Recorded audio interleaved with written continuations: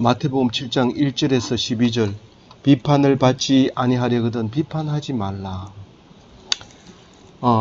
우리가 오늘 읽은 이 1절에서부터 12절 말씀은 잘 알고 있는 말씀이고 어떤 면에서 도덕책에 나올 수밖에 없는 도덕적인 이야기의 성경 말씀입니다. 그런데 예수님은 왜 이 도덕적인 얘기를 했을까? 도덕책에 나올 만한 이야기를 했을까? 물론 예수님은 깜짝 놀라는 얘기, 아무도 얘기하지 못하는 얘기를 하고 있고 수준도 그렇게 하나님의 수준인데 어떻게 해서 이런 말을 하고 있는 건가? 그것은 분명히 메시지가 있는데도 불구하고 우리는 지금 딴 생각을 하고 알아듣지 못하고 그냥 잘 안다고 생각하고 넘어가 버리는 그런 잘못을 저지를 수 있다는 겁니다. 그래서 오늘 말씀을 읽으면서 우리가 누구 보고 얘기하는 거고 누구하고 상대할 때 이 말을 적용해야 되는 건지를 묵상해야 될 것입니다. 이 비판을 받지 아니하려거든 비판하지 말라. 이 말은 비판은 무슨 일을 증거를 대서 이거는 이거보다 잘 됐고 이거는 이거보다 못 됐고 이것은 좋은 거고 이건 나쁜 거고 이렇게 하는 비판을 얘기하지 않습니다. 그것은 오히려 비판을 받아야 합니다. 그래야 내가 그렇게 해야 내가 무언가 잘못된가를 생각할 수 있는 것이죠. 근데 여기서 비판하지 말라는 것은 호평이나 혹평을 하지 말라는 겁니다. 너무 잘했다, 너무 못했다 이렇게 감정을 실어가지고 목적을 가지고 평가를 하지 말라는 거죠. 이 지금 그 얘기를 하고 있는 겁니다. 왜 호평이나 혹평을 할 수 있는 사람이 있는데 그거는 하나님이 하십니다. 내가 조금 잘못했는데 니는 죽을 사람이야. 그렇게 하나님이 판단하고 벌을 내릴 때가 있고요. 어떤 데는 내가 별로 하지도 않았는데 네가 다 했다. 이렇게 하는 하나님의 그 평가가 있습니다. 그것은 하나님 전용의 특성을 가지고 있는 거죠. 근데 내가 남에게 호평을 받으면 좋지 않습니까? 그럼 호평을 계속 다니면서 잘했다 하고 잘 못하는 것도 잘했다 그러고 이렇게 해주면 나는 그런 평가를 받으니까 좋은 거 아닙니까? 라고 말할지 모르지만 그런 평가는 결국은 내 상이 없어지고 내가 이 땅에서 다 받아버리고 나면 천국에 가서 받을 상이 없기 때문에 호평도 필요 없다. 혹평도 싫다. 다만 너희들이 그런 평가를 내가 너희들한테 받아야 될 건 아니다. 라고 얘기하라는 거죠. 그 얘기를 지금 예수님이 우리 보고 말씀하고 있는 겁니다. 너희가 비판하는 그 비판으로 너희가 비판을 받을 것이요. 너희가 헤아리는 그 헤아림으로 너희가 헤아림을 받을 것이다. 네가 평가한 대로 나를 평가한다. 그러니까 내가 평가한 대로 나를 평가한다. 내가 평가한 대로 나를 평가한다.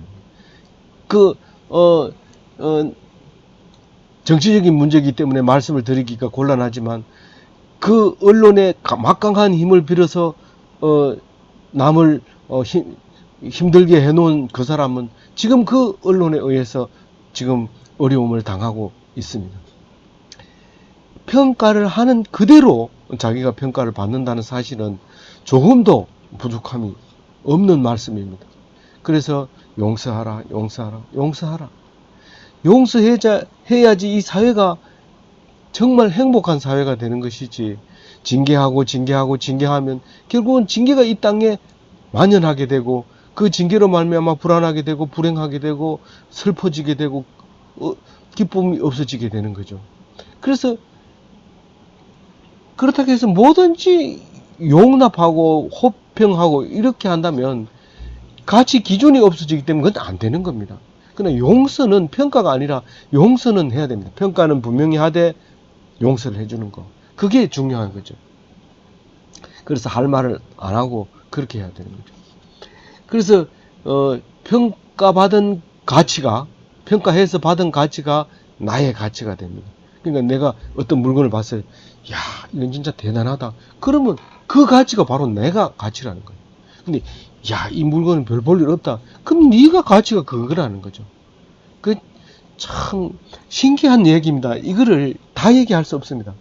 누구 한 사람을 평가를 나쁘게 했어요. 근데 그 사람 얼굴을 다시 한번 이렇게 쳐다봅니다. 자기는. 근데 말을 못하죠. 그렇게 말을 못합니다. 혹평을 하는 사람 보면 얼굴을 다시 한번 쳐다보게 되는데, 자동적으로 쳐다보면, 이 사람이 그 사람을 그렇게 평가한단 말이야? 그러면서 딱 쳐다보면, 아무 얼굴 색깔이 안 변하고 그렇게 평가를 합니다. 그러면 그 사람은, 니는? 이런 생각이 들게 됩니다. 그래서 절대로, 그렇다고 해가지고 막 호들갑을 떨면서 그 사람은 막 신의 목소리야, 이렇게 하면서, 이렇게 하면, 이 사람이 지금 신을 무시하는 거가? 뭐 이런 생각이 들거든요. 그러니까, 그냥 있는 대로, 그냥 하나님 주시는 느낌대로 그렇게 평가를 하면 나도 그렇게 받는 거고, 하나님이 나에게 만들어준 가치대로 살다가 가면 되는 거예요. 그래서 하나님이 엄청난 가치를 아는 사람은 고귀해지는 겁니다. 하나님의 엄청난 가치를 아는 사람은 어떻게 된다고요? 고귀해진다고요. 누가요? 내가요. 지금 그 얘기 하고 싶은 거예요. 예수님은 지금 그 얘기 하고 싶은 거예요. 그러면서 뭐라고 하냐면, 어찌하여 형제의 눈 속에 티는 보고 내 눈 속에 들보는 깨닫지 못하느냐. 당연하죠. 이거는 우리 인간이 다 그렇습니다. 누가 자기 눈 속에 티를 볼 수 있는 사람이 누가 있습니까? 내 눈 속에 티가 있냐고 물어봐야 되고, 또 거울을 들여다보고, 이 들보는 아주 큰 거를 말할 때 들보라고 하는데, 집 지을 때 가운데 대들보를 얘기하는 거죠. 가운데 받치는 거를. 대들보. 그 다음에, 그 옆으로, 이제 받쳐주는 거를 들보라 하는데, 형제의 눈 속에 있는 그 티는 보이고, 내 눈 속에 있는 거는 그보다 더 큰 게 있어도 못 보는 거죠. 그게 우리가 만들어 놓은 거죠. 근데 이거는 이방인들이나 그렇게 하지, 예수 믿는 사람은 그렇게 안 한다. 왜냐하면 내가 내 거를 못 본다는 사실을 알기 때문에 상대방의 티를 보고 말하면 안 되는 거예요. 평가하지 마라 하면 평가하지 말아야 돼요. 근데 내가 건강하지 못한 눈으로 남을 평가하면 결국은 그 평가는 잘못됐고 그 죄는 자기한테로 돌아오는 거죠. 4절에 보라 내 눈 속에 들보가 있는데 어찌하여 형제에게 말하기를 나로 내 눈 속에 있는 티를 빼게 하라 하겠느냐. 이게 엄청난 티가 있는데도 상대방의 티를 빼겠다고 대드니까 기절하고 도망갑니다. 아니야, 네가 안 빼줘도 돼. 그러면서 가버리는 거죠. 옛날에는 눈에 티가 많이 들어갔어요.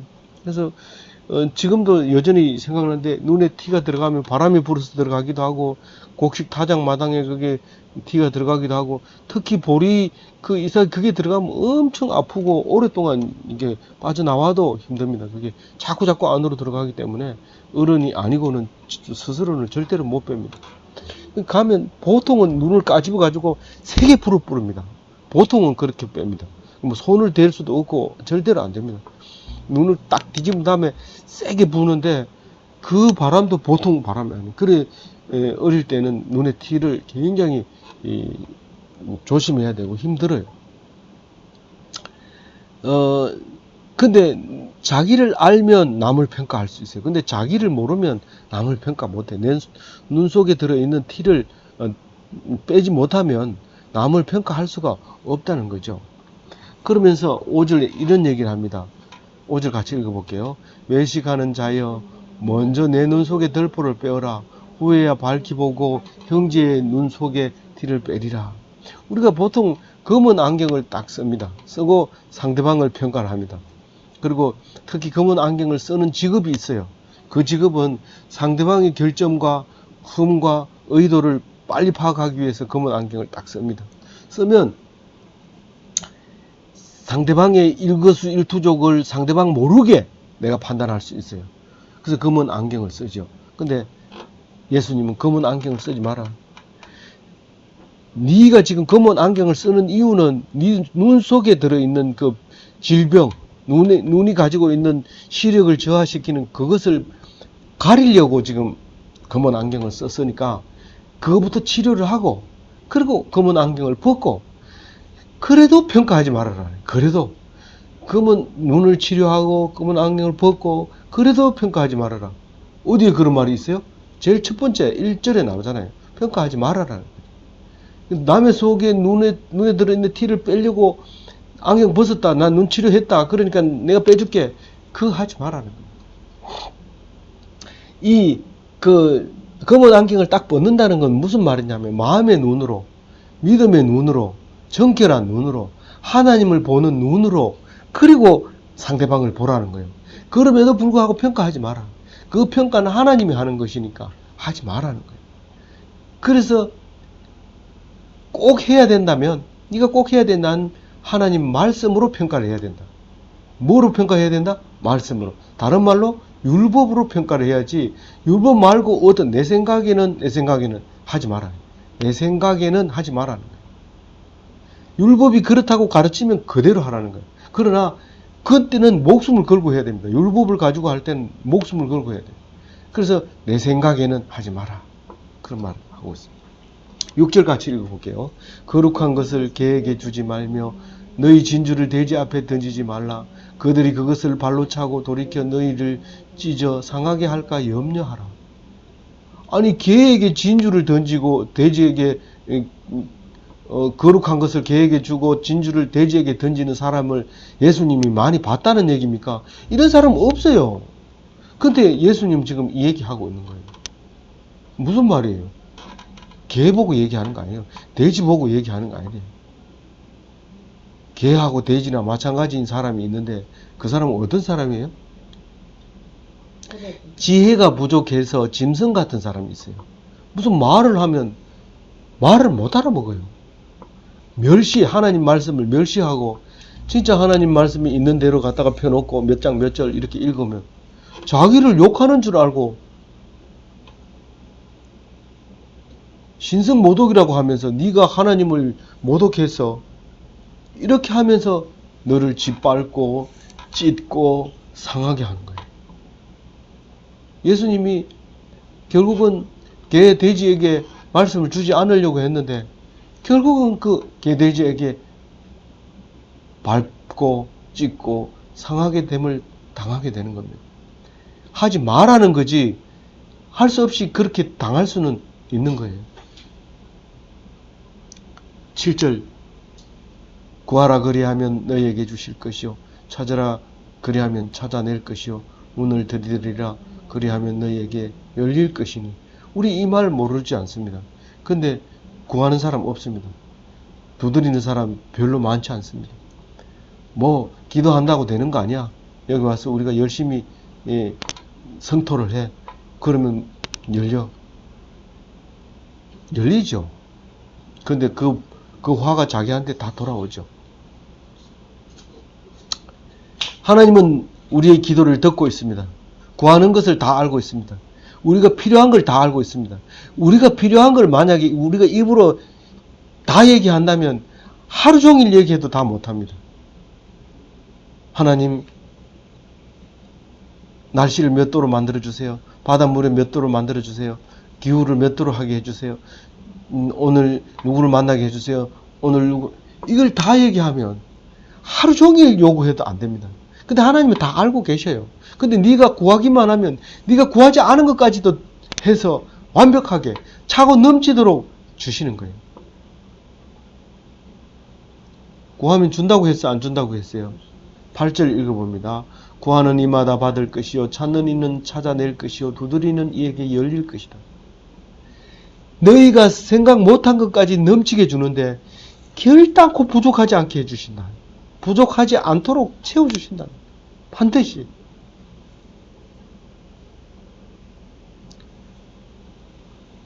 구절을 읽어봅니다. 너희 중에 누가 이들이 떡을 달라고 하는데 돌을 주며. 우리가 일용할 양식을 기도하는데 굶어 죽은 사람이 있는지 하면 없습니다. 근데 돈을 많이 벌려고 하다 굶어 죽는 사람이 있습니다. 그 돈을 벌려고 갔다가 그만 양식이 떨어지는 데 고립되는 수가 있는데 나중에 가보니까 굶어 죽었어. 이 사람 먹을 게 없어 죽었어. 영원한 양식을 구하러 갔다가, 그러니까 엄청난 돈을 벌려고 갔다가 고립되는 바람에 굶어 죽는 사람이 있어. 그렇지만 진짜 하나님 앞에 일용할 양식을 기도한 사람은 절대로 굶어 죽이지 않습니다. 고기 잡으러 나가가지고 뱀을 잔뜩 잡아온 사람이 있습니까? 그럼 뱀 잡는 사람이나 잡지 고기 잡으러 가가지고 뱀을 안 잡아옵니다. 그러니까 고기를 잡으러 갔는데 뱀이 잡혔다. 그런 일은 없습니다. 생선을 달라는데 뱀을 줄 사람이 없다는 거죠. 11절에 너희가 악한 자라도 좋은 것으로 자식에게 줄 줄 알거든 하물며 하늘에 계신 너희 아버지께서 구하는 자에게 좋은 것으로 주지 아니하겠느냐. 아마도 좋은 것을 달라고 했는데 안 준다면 그건 아버지가 아닌 거예요. 다시 말해서 아버지의 유전자가 없는 가짜 아들인 게 분명한 거예요. 근데 속이려고 하니까 하나님이 안 들으시는 거예요. 하나님 모를 리가 없잖아요. 다 알잖아요. 마치 아버지의 아들인 것처럼 이렇게 속이는데 유전자가 없어요. 유전자가 뭔데요? 유전자가 뭔지 알아야 될 거 아니에요. 네 원수를 사랑하고 박해하는 자를 위해서 기도하면 너희 하나님의 아들이 될 것이다. 왜냐하면 하나님은 악한 자의 눈에도 비를 주고 원수에게도 햇빛을 비추기 때문에 그 닮은 것이 아들이다라는 거죠. 그래서 그렇게 기도했을 때 아들이 되는 것이지 그냥 아버지 이런다고 해서 기도를 다 들어주는 거 아니다. 12절 마지막에 같이 읽습니다. 그러므로 무엇이든지 남에게 대접받고자 하는 대로 너희도 남을 대접하라. 이것이 율법이요 선지자니라. 이 황금률은 잘 알죠. 이 황금으로 이 말을 현관에다 썼대요. 3세기에 그러니까 300년 AD 300년쯤에 로마 황제가 이거 뭐 도덕책에 나오는 얘기죠. 이 정도는 교회 안 다니는 사람, 예수 안 믿는 사람도 얼마든지 알 수 있는 얘기입니다. 지금은 뭐 백금률이라 해가지고 남이 원하는 것만 해줘라 뭐 이런 말도 나옵니다. 근데 그런 그 황금률, 백금률 이게 지금 중요한 게 아니죠. 그게 율법이고 그게 선지자라고요. 그게 십계명이고 그게 목사님의 설교라는 거예요. 뭐 다른 거 복잡하게 뭐 얘기할 거 없다는 거예요. 그게 황금률이라는 거예요. 근데도 이해를 못해요. 하나님 아들 예수 그리스도는 예수님이 세례를 받고 올라오는데 이는 내 사랑하는 아들이요 이는 내 기뻐하는 자라 말하실 때 세례를 받고 처음 하나님이 예수를 향해서 하신 말씀이거든요. 이게 무슨 말이에요? 예수님 지금 세례를 받고 나자마자 오직 나는 하나님만 사랑하겠다는 거예요. 하나님만 사랑하겠다. 그리고 오직 하나님으로 기뻐하겠다. 다른 어떤 것으로도 기뻐하지 않겠다는 거예요. 그러니까 하나님이 그 소리를 하는 거예요. 네가 나를 사랑하니 내가 너를 사랑한다. 네가 나를 기뻐하니 내가 너를 기뻐한다. 누구한테 얘기해 보세요. 아, 참 잘하시네요. 아이, 당신도 잘하지. 아유, 잘생겼네. 아유, 당신도 뭐 잘생겼네. 아유, 참 거룩하십니다.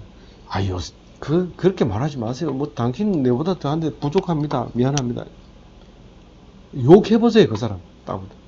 어이, 되게 못생겼네. 더럽네. 이러면. 니는 잘생겼냐? 뭡니까, 이게? 근데 이걸 못해요. 이걸 못해. 믿는 자를 사랑하는 예수님. 뭘 믿어요? 예수님을 믿으니까 사랑합니다. 예수님 사랑합니다. 나의 예수님. 그렇게 하면 예수님이 되게 기뻐하고 사랑해요. 믿는 자를 기뻐하는 예수님. 예수님을 기뻐해요. 성도들이 예수를 사랑하고 기뻐해야 되는 이유가 바로 여기 있는 거예요. 황금률에 있는 거예요. 무슨 야, 너 속지 마. 뭘 속지 말라는 거예요. 뭘. 황금률이 있는데 뭘 안 속을 게 있냐 말이에요. 예수님이 너 사랑하는 거 아니야. 성경은 지금 너를 속이고 있어. 그럼 니는 그러면 안 믿는 모양인데 그럼 차라 그냥 놔둬버려. 니 기쁨이 없네. 그러면 하나님이 너를 기뻐하려면 하나님을 기뻐해. 그럼 너 기뻐져. 하나님이 기뻐하게 하셔. 제가 이걸 묵상하면서 예수님이 끝까지 사랑하라고 그러는데 끝까지 사랑하지 못한 12제자 중에 한 사람이 있습니다. 그 제자는 12제자 중에 우수한 제자였어요. 공부도 많이 했고 계산도 빠르고 잘생겼고 많은 사람들이 우러러보는 그 사람이 끝까지 믿음이 없어서 예수님의 사람을 놓쳐버린 거예요. 아무리 자기가 잘못했더라도 용서해주는 하나님인 거를 모르는 거예요. 그렇게 얘기해도 결국은 내가 못했으니까 나는 살 자격이 없어. 그렇게 목을 메고 죽었는데 목을 메서 죽는 게 아니라 배가 터져서 죽는 거예요. 그래서 예수님이 말해보고 안 믿으면 뭐라고 말해요? 너 믿음대로 될지어다. 무슨 말이에요? 이건 저주입니다. 우리 믿음대로 하는 게 믿음대로 되는 게 왜 저주입니까? 믿지 못한 사람에게는 저주지만 믿는 사람에게는 하나님의 크신 영광, 하나님의 뜨거운 사랑이 되는 겁니다. 이 말씀을 믿고 오늘도 예수 그리스도인으로서, 기독교인으로서, 기독인으로서 한층 더 풍성한 삶을 살아내시는 귀한 기독교인 되시기를 주님의 이름으로 축원드립니다.